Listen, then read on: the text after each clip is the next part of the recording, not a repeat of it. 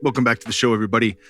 Today's guest has been a long time coming. Somebody that I met at Paul Chek's 60th birthday a couple years ago, Laurel Airica. Y'all might have heard her on Paul Chek's podcast back in the day, maybe Aubrey Marcus's.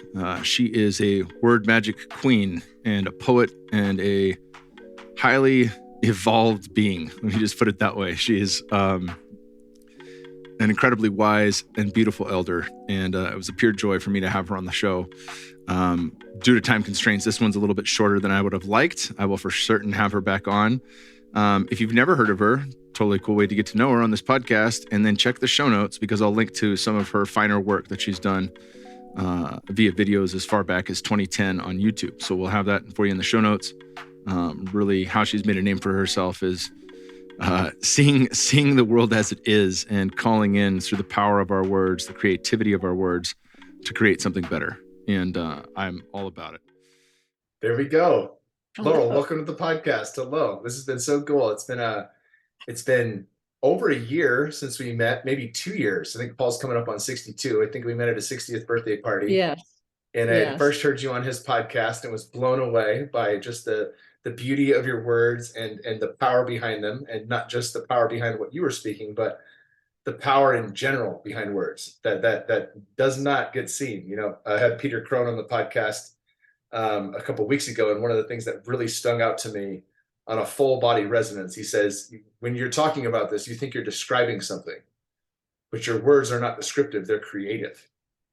You're creating it, right? And I was like, blew my mind, right? And that speaks to exactly what you've been deep in study with for I don't know how long. But you know, this podcast, what I like to do is get a bit of background on what made you you. You've been around, and you've got some books, and you've got a lot of wisdom and knowledge to share with us. When did that start for you, cracking the power of words? I remember saying, and I believe I was 3 or 4, telling my parents, I bet I now know all the words in the English language. And my mother, showing her true colors in the earliest hours, said, I bet you don't, rather than what's your favorite. And then she proceeded to say a word. And I said, well, what language was that? Because I was convinced that early that I knew all the words. And I know that's because this is what I came here to do. And I love when words pop out of the dictionary at you from, you know, unexpectedly. And one that I saw is anamnesis, and I really enjoy sharing it because it means the soul's recollection of what it knew from a prior lifetime. So isn't it nice to know you've got all that experience and knowledge and evolution behind you to broadcast your message verbally and energetically in ways that are catalytically activating. So anamnesis, it's now the second definition was a patient's recounting of their medical history, which is what I call taking the sublime and reducing it to the ridiculous. And there are words that I've found, and perhaps you have, that hold a message in them that expands our sense of human possibilities. So one of them I quite like is a philocalist, which is someone who appreciates the good, the noble, and the beautiful. And I thought, oh my gosh. Now, if we as human beings knew we had that capacity, and that's what makes our hearts sing when we scintillate with these higher frequencies of energy, I think we'd have some very different kind of behavior going on. So I came in with the sense that I already knew all the words. And years later, I wrote my story in the form of what I call my fairyography, because I do believe I come from the elemental kingdom, and I look at it alphabetically as L, M, N, T. Anyway, there's so much. I have published a tip of the iceberg of how I've entertained myself. As I explained in my fairyography, I was born in upside down town to the king and queen of backward land. I spoke a foreign language, which they had to twist to understand. The king was sowing sorrow, and the queen was reaping grief. I held my dreams, but lost my way, confused beyond belief. How ossified the king in patriarchal misconceptions, and how brilliant was the queen in monumental self-deceptions. And I wish that I could say that they were singular expressions, but they were the rule, as I know you'll confirm with your reflections.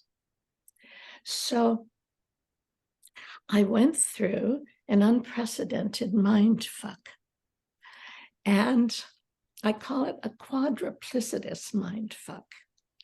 And I think it's because I'm innately of sound mind, very attuned to the sounds of words. I was able to tunnel my way through the English language sound system by way of echolocution, as my friend once described it, through a slip of the tongue. And I am actually probably the only one you've ever met who aspired to tunnel their way through the earth to China, who actually made it. And I made it because I tunneled through using echolocution through that sound system, and it took me to China, and I'll explain that little background story. And anytime you want to jump in, please do. I can unfold musically, and you might want to just step in at any moment. I'm happy to just sit back and let you rock and roll. This is beautiful. Tell me about China. Thank you. So my earliest memory is saying I'll know all the English words in the English language. And the other, maybe even earlier memory, was being a toddler. And my father had this to show you that the life stream and the life's dream, you can't hear a difference because there isn't any. This is our collective daydream and nightmare right now. I mean, we're the creators and all the anyway, another subject. So my father, being everything is metaphoric, as in a dream, it's symbolic. My father, who was from Pennsylvania, and I'm a writer, he was taking delivery of a sound system. As I recall, it was a Magnavox monaural sound system. And the delivery man had opened the box to remove it and set it up. And I, as a toddler, came in to see what he was doing. And he said that when he opened the box, a bat had flown out the window and into the backyard and was hanging from the tree. So I went out, I stood in front of the tree, and in my expecting to see a bat hanging from it, but in my memory of it, it was in that moment that I discovered that the same sound can have two unrelated meanings. I was expecting to see a baseball bat when he had meant a flying bat. So that odd coincidence, which I don't dismiss as irrelevant, which is how most people understand coincidence. Oh, these two disparate elements came together in the same spot or the same sound at the same time, but that doesn't mean anything. Go elsewhere. don't look at that. I looked at it because I was navigating with echolocution. And so my fairyography is about an elemental being who goes through the looking glass into this dimension in pursuit of a bat instead of a white rabbit. So it's the opposite journey as Alice. And the bat sent me exploring words. And so in the story, she goes through the looking glass into this dimension and has to deconstruct the language to find her way back home again, because our words, the sounds are creative, their meaning are lenses for our perceptions. So even the word meaning, what does a word mean? Well, do you know what mean means? It means cruel, nasty, shabby, and average. So how did all those meanings get in the word that means the meaning of means? Mean is also middle way. So there's another word about understanding what a word is, those syllables and vibrations in that arrangement is meant to convey to your mind. And that word is definition. Well, but if you're trained to be deaf to your definitions and you're playing music so loud that you're actually losing the acuteness of hearing you were probably born with, then you are deaf. You've been deafened to the miraculous mirage that we've been living in and generating as we speak and write, and in all the other ways we do it. So we're living in a nightmarish life stream. And to get back to your original question about how did I get to China, I pursued a bat and started playing with words very early. And maybe 10 or a little more years ago, I was at the Pacific Asia Museum in Pasadena, and there was in the gift shop, there was a basket with little puppets, and there was a bat puppet looking at me, and I was going to be teaching WordMagic or sharing it with children in a homeschooling group. And so I thought I'd really like to get that bat, but I'm not sure I want to spend the money. Then I went to looking at the exhibition, and there was a little label that had a bat and a symbol of something, and it said, according to Taoist philosophy, the bat is the symbol of happiness, because in Chinese, the word fu means happiness and bat. And I thought, are you kidding? There's a whole culture that does what I do instead of making it wrong and dumb? That was revelatory to me. And then when I was in China, one of the places we were taken to had all these Buddha statues, and the guide said, this is called the land of happiness, because in Chinese, the word fu is happiness, and I think Buddha is fa, something like that, small differentiation. And so the bat sent me on my life's journey with the English language, and practicing Buddhism in my 20s, a form of Buddhism, is what I was doing in pursuit of happiness. So there was my life story culminating in that moment. And in terms of anamnesis, the soul's recollection of what it knew from a prior lifetime, the quick little story about that is that when I was writing my fairyography, I wanted a wish-granting poem. And I wanted it to be as musical and magical as bippity-boppity-boo. So bubbly syllables. And I wanted every syllable to have significance. So the first two stanzas just came through, and these are what they are. With cryptic, Kabbalistic tricks, I fix elixirs that equips linguistic mixtures to transfix. As fertile verbal herbalist and hypnotist of gibberish, I stir within my crucible all elements reducible to simple symbols that eclipse the prospects for apocalypse. So when those lines were written, I thought, prospects for apocalypse, what's that doing in my poem? That is a very heavy vibe.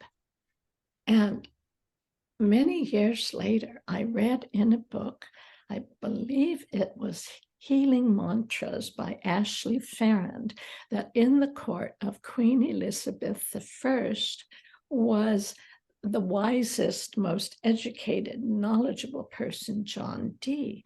And there was the belief at the time that music paired with structured, metered, I think rhyming verse could calm hostilities. So he was working with a cabal of English and French poets to create just that kind of magic, scintillating incantations to bring about world peace.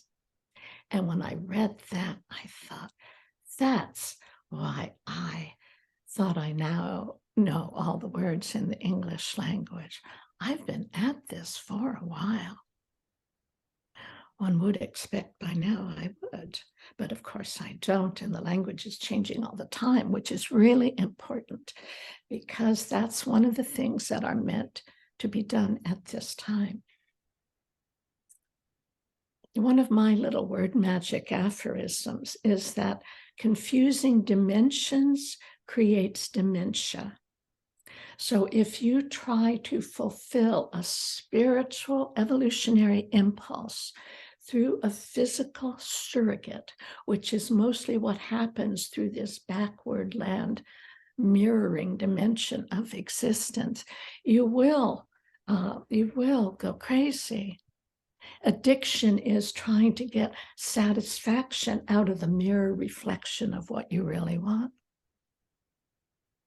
So someone who's hooked on spirits is really eager to connect with spirits because that's where we come from. We come from the invisible and incarnate physically, but that's just our avatar. That's just the little personality we're meant to operate from the spiritual perspective. So let me find that thread.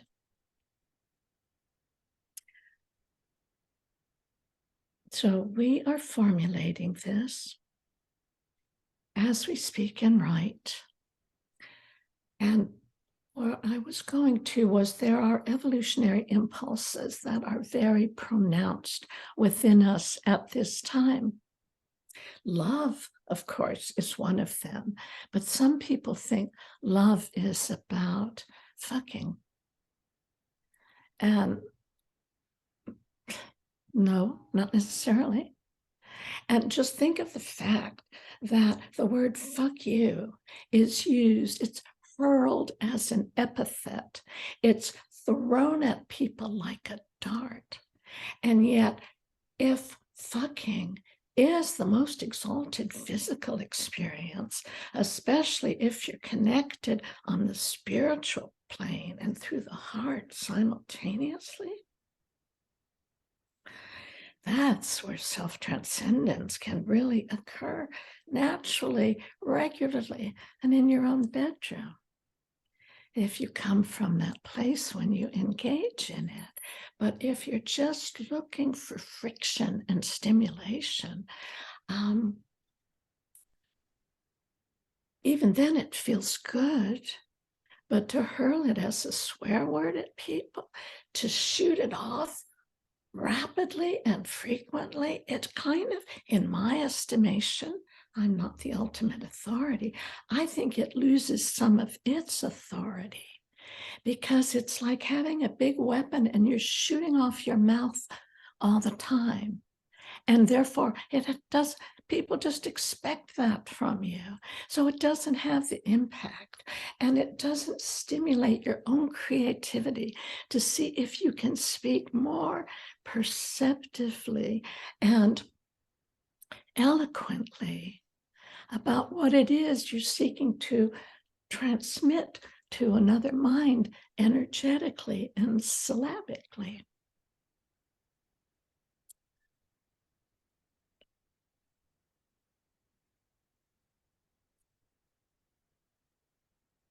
I know I'm in the middle of a thought. I love this. I'm not going to rush you at all. You can take your sweet ass time, rest where you need to rest. Yeah, this is phenomenal. I'll take a sip too. It's unlike any other I've done before. I keep thinking you're Joe Rogan. You look so much like him. Thank you. He is a handsome man. He's a little shorter than me, but we got some similarities. Yeah. Oh, I understand. You're very tall, which is gorgeous. That's lovely. Thank you. A tall man who fills out his own presence, who isn't hiding in the basement or the attic somewhere, but is just embodying himself fully.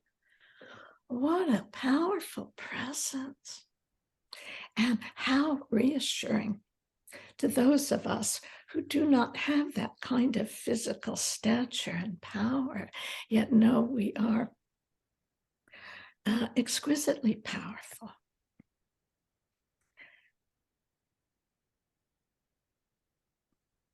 I want to digress for a moment and tell you a story about that. Yes, please. Thank you. So when my son was 9, my brother brought back for him from Tijuana a switchblade knife. I'd never seen anything like it. I'd never held a weapon in my hands, and I was fascinated.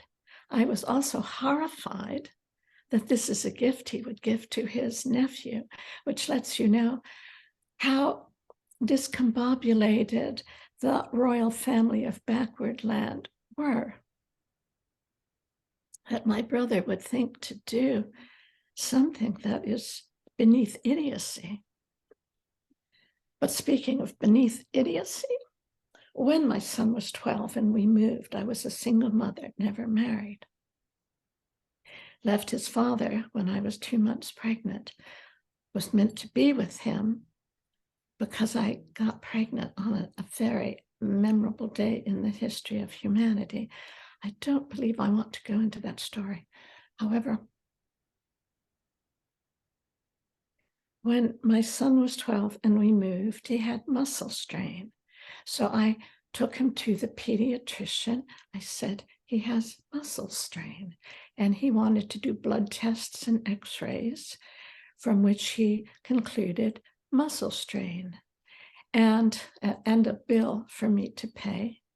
And what was his remedy for a 12-year-old? Valium. And that was the last time we ever stepped foot through his childhood in the office of a mainstream practitioner of the healing arts, who have been so hoodwinked and dragged away from their own heart because they set out on that arduous path out of heart and the desire to learn and discover and serve and make a difference. And it's so funny when people use the phrase about making a difference in the world, they forget the qualifying adjective. If you want to make a difference in the world, just get a flat tire on the freeway. And then imagine at rush hour, and imagine what a big difference you've just made in the lives of thousands and who knows, maybe millions of people. So I like to qualify it by say, making a positive difference in the world. And if you want to feel what it's like to be having intercourse everywhere you go and with perfect strangers, talk to them. Speak beauty. Talk is the other four-letter word that means intercourse. Speak beauty. Imagine you have, I once looked at a flower and I thought, oh, for heaven's sakes, it's a flower. And we can be flowers too. And when we are, there is a divine flow that's seeking to embody in us, enrich us, redream reality with us, and co-create and communicate as us. The divine is looking its inlets and outlets. So do you want trash talk and have that amplified? Or do you want to speak beauty, which is synonymous with truth? So it's not about flattery. It's about authenticity. And being authentic is what we're born to be, as every child demonstrates. But in backward land, people can get pretty twisted. So I am even at this, I describe myself as having the spirit of a spring chicken in the body of an old friar, a monk. So I'm at the far end of the calendar, and I'm still working on, well, I don't want to articulate it.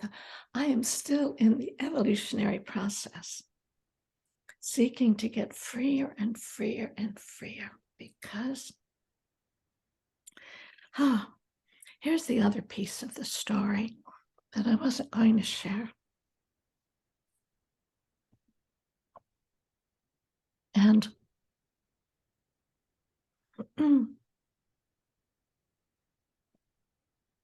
a friend of mine suggested that I speak it orally. It's called selenotropism, growth in response to moonlight.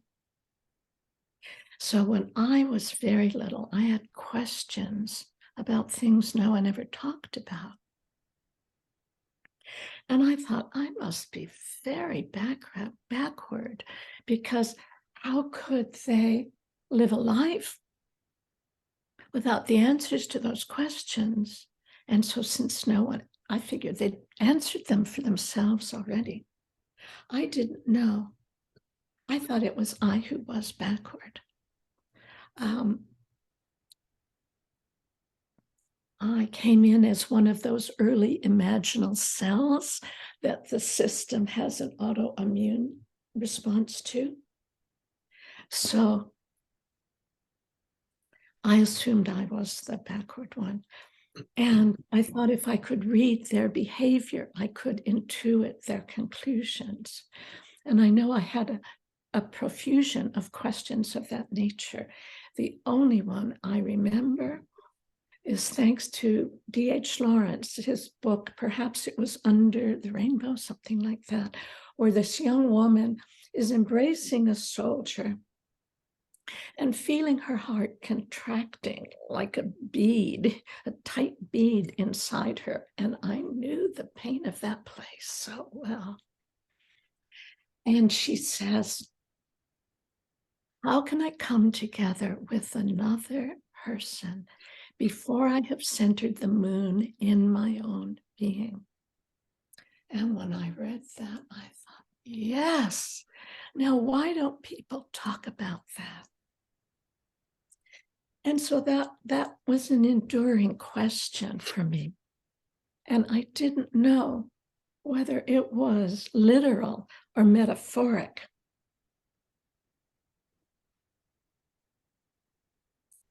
I'm assessing what amount of backstory makes this more relevant. Oh, there's so much.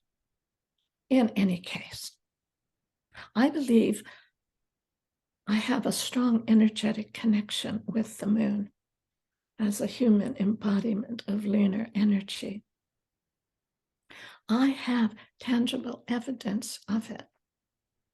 And therefore, one of the evolutionary impulses that's underway at this time, well, one is, for collectively, the desire to unify as a superorganism of awake and awakening souls, contributing their gifts to the commonwealth from which we all are enriched.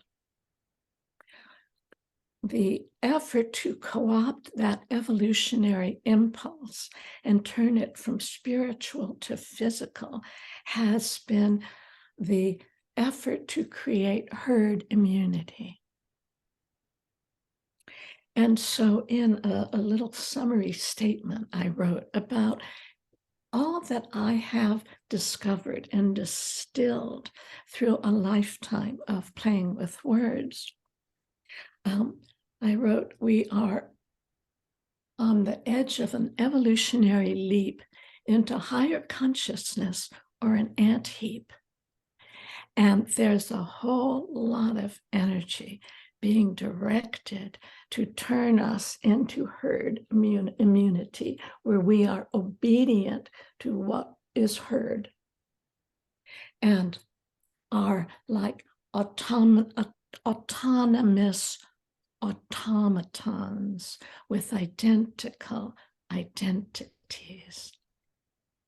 So we are in the middle of this big moment where people are deciding, they're pronouncing their own sentence on themselves. Hopefully we will predominate. I trust we will. I know ultimately we will. And I just invite those who think that power on the physical form is even a twinkle of the power we have as spiritual beings that we can bring for the, oh my gosh, for the revitalization of the earth. It's nothing. You want all that? It will sink you, but you will not swim and you will not fly.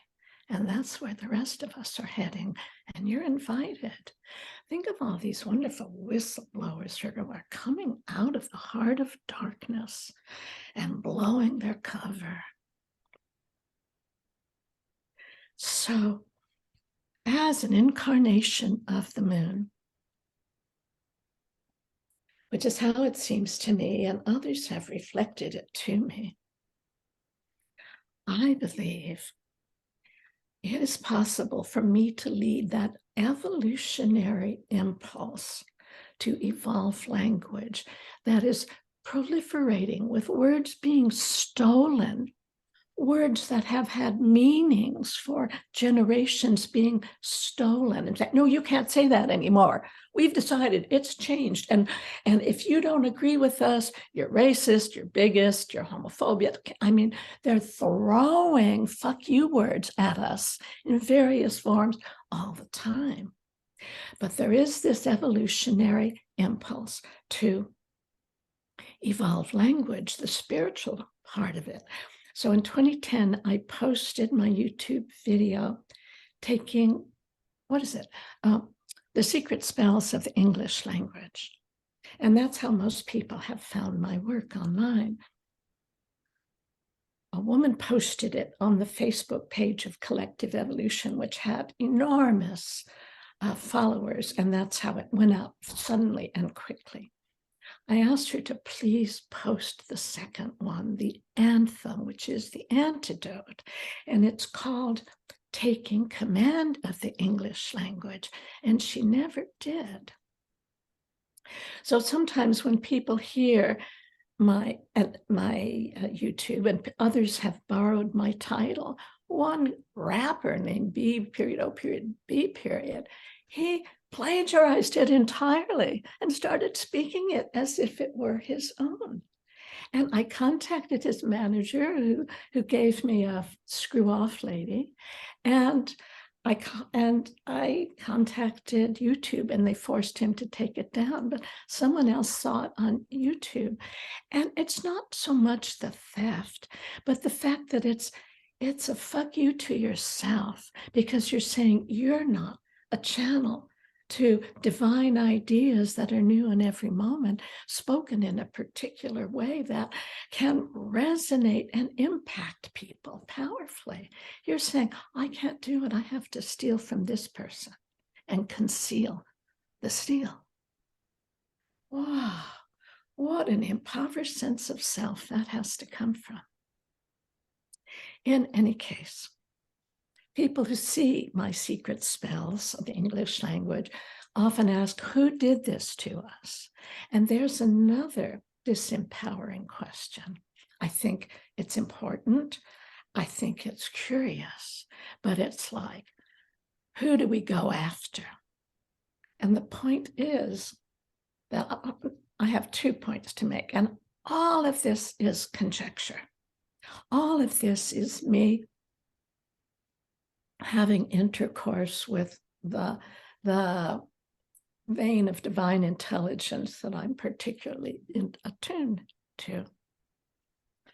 So I am certain, and I know a lot of it is intentional. And the fact that my language is being manipulated right now, don't say mother, say birthing parent. And if a transgender person, a woman becomes a man and can have a baby, then you have to say men can have babies. And that gives lie to Freud's belief that women had penis envy. Women can have all the penises they want anytime they want them. It's men who have womb envy, because we are the bringers of life. And to take words with well-established meanings and agreement and change them, that's how you're looking to create a brain scramble. And especially when you legislate, it has to be said this way. And all you people, all of us, I mean, I'm a fringe person. I'm a fairy. I come out and I admit it. I'm an English language elemental. I also feel very kindred to the moon, as I said. Be creative. So my solution to calling a man, a woman, a man who's having a baby, and it's hard to even keep it straight, it's so nonsensical.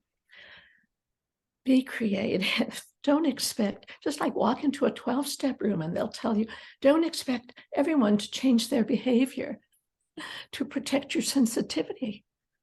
That's craziness. It's insanity.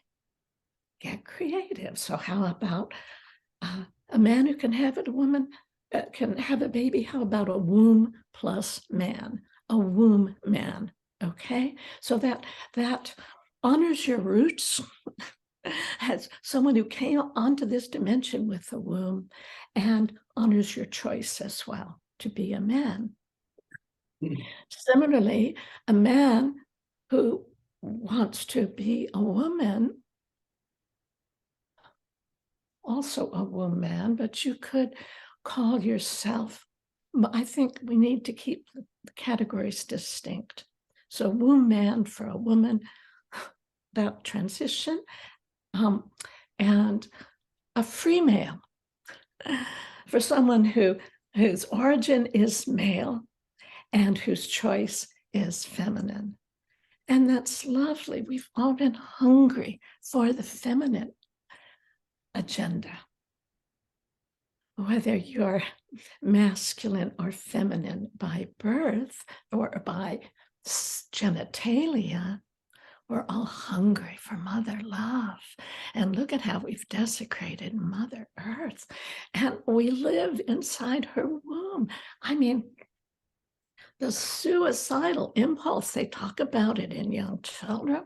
Well, when the entire culture is looking to commit harakiri publicly, what do you expect? But people say, oops, I didn't mean to go here. I certainly felt that way. Phew. This is a dark journey. So here's my current theory. We come from such a place of light and power, and we know we are invincible. And yet this planet here needs help. It's like, God, I'm flea-ridden. I'm covered with parasites and of the human variety, and they are the most ferocious and deadly and ugly and self-destructive. They'll happily destroy their own host. And we decide that our magnificence can't be fully appreciated in a realm when everyone's magnificent. And love is all there is. I need to use a different voice now. So we say, I am superhuman. I will never forget who I am and why I'm here.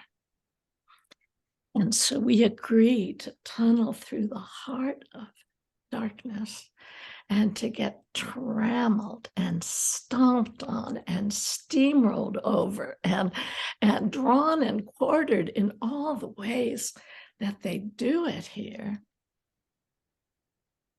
Pardon me, I have a reactive body sometimes. That's what a really sensitive organism who weathered a very brutal environment is a little jumpy sometimes. So we knew we could do it. We knew that what was within us was greater than anything that could oppose us. And a week or so ago in journaling, a message came through, which is, in order to become an unstoppable force for good on the planet, you must have confronted and ultimately overcome the impossible forces set in motion to oppose you. So a lot of us started out as super beings in infant form, surrounded by impossible forces set to oppose us because they're culture clones with identical identities that, I mean, it's like of the millions of seeds, which are cells that trees drop, it's like, you know, so few sprout and grow to their full potential. And this is the age, I believe, of the everyday superhero, where there's more opportunity to get the help one needs, like our beloved friend Paul Chek. And I don't know what you and Aubrey has his program, and I think you're part of that, are you? Yeah. Yeah. Actualizing potential, wonderful word for it, entelechy. Isn't it lovely? It means your actualized potential and the force within you that is drawing you and driving you to self-actualize. You all have been through such harrowing journeys that would knock most people out of the running and out of the ring, and you've made it, and here you are. And the first thing I noticed about you was the size of your big heart. So won't it be lovely when men, since it's they who have penis envy, the bigger the better, they believe, but it's about getting a heart on. The fact that earth and heart is the same word, to me, indicates that the purpose of life is not to get ahead of everyone else in the human race, like it's some deadly competition, but to get a heart full of love for all of creation. So get a heart on, and you will be in harmony with earth and all upon it, as more and more and more of us do. And when we see a man like you, Kyle, as big, as tall, as potentially mean, you're a deadly warrior if you want to be. But you are about the light sword, the light that emanates from divine intelligence as it embodies in you. And the heart energy that is the heart of the mother, the feminine we all long for. Ooh. So that's my thoughts about words at the moment and the evolutionary impulse to evolve language. And my anthem is called Taking Command of the English Language. And it's on YouTube on my channel, and also posted 2010. So We'll link to all that in the show notes. It's been absolutely incredible having you on. I know you did a lot longer with Paul and Aubrey, but keeping us here in an hour. And I'm sorry it took so long to get us technically situated, but it's been incredible having you here. If there's anything else you guys want us to include of your work, we will absolutely link to it in the show notes, from books to different videos you've done. You've been an exceptional person, and I wish I got to spend more time with you in person. well, But hopefully we will at some point. I think we will. I'm fairly certain we will. Yeah.